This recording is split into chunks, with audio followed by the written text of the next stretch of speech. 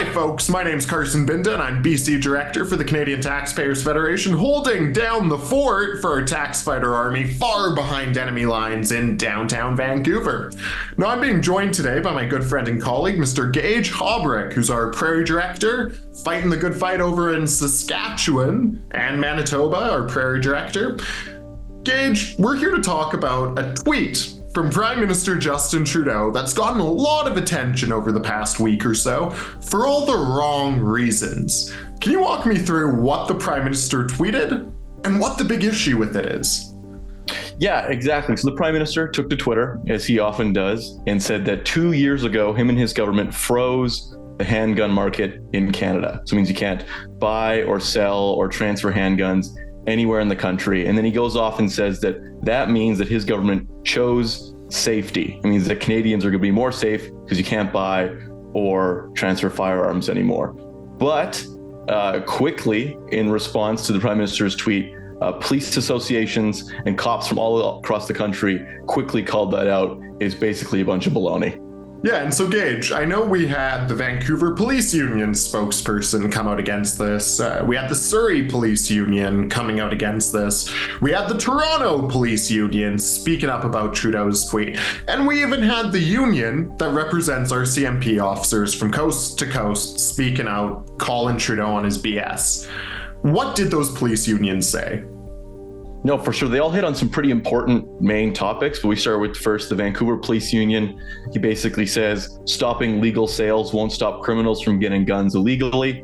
Right now with the handgun ban, you're only restricting law-abiding citizens, but doing little to address actual crime and violence. And it kind of goes similar. We go to the Toronto Police Association, where they highlight that 85% of the guns seized by Toronto police officers are sourced to the United States and not from Canada. And then the Surrey Police Union says a similar thing, talking about how the real problem is criminals and illegal guns, not guns owned by Canadians who follow the law.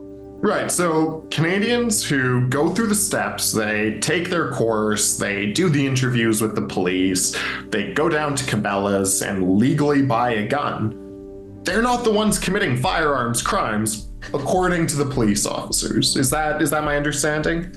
Exactly, and that's the important thing here. This isn't just me spouting off about what I want to talk about. These are the police officers and the unions that represent them who know what's going down on the ground in the cities and across the country, saying that these things don't work and illegal gun crime is the real problem. Yeah, because police officers are the ones who've got skin in the game. They are the ones who deal with these violent firearms offenses. They are the first responders when someone is using a gun for criminal behavior.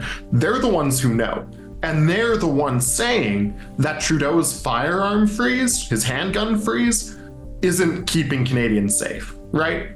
No, exactly. And that's why all these tweets are so important, is because the handgun freeze provides such a good case study for the Prime Minister's gun ban and buyback program that he wants to implement in the future. So to rewind a little bit, in about 2020, the federal government said they're going to ban 1,500 different types of what they called assault rifles, and then give Canadians who they take the guns from some sort of money to try and compensate them for that. And obviously the government has said that this is about public safety and keeping Canadians safe. But if we look at what the cops are saying about the handgun freeze, it doesn't seem like it's going to do much to help public safety, but it is set to cost taxpayers a bunch of money. Can you walk us through those costs? We know that anything the federal government touches tends to go wildly over budget. Is this the exception here, or is this the rule?